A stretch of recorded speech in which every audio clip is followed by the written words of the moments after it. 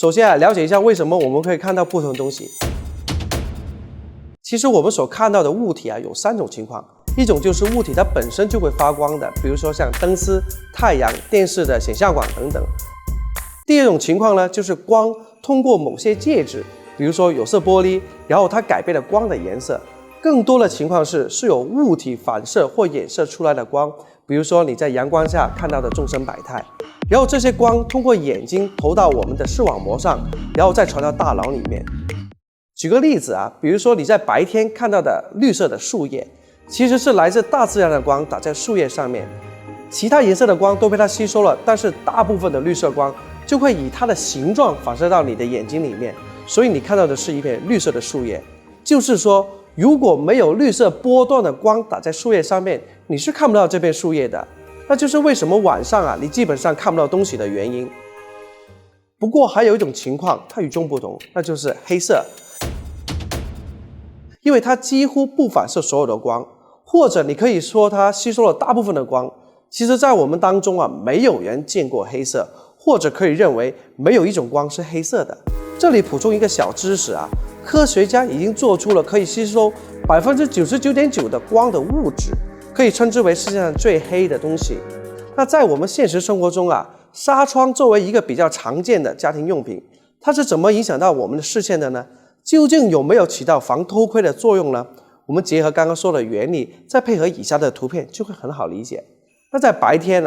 主要的光源是来自太阳的自然光，而室内通常很少会开灯的。那么首先，室外的光线通过玻璃，大约会有 10% 的可见光被反射了， 5% 被吸收了。那剩下 85% 的光呢，要穿过平均开孔率 60% 的纱网，而纱网的开孔率、厚度、材质等会影响光线的通过。那剩下的光进入室内后，该被吸收的吸收，该被反射的反射。而我们的目标物体，在这里我用一片树叶来表示，来自于室外的光线打到树叶上，被树叶反射的光再透过纱窗回到我们的眼睛，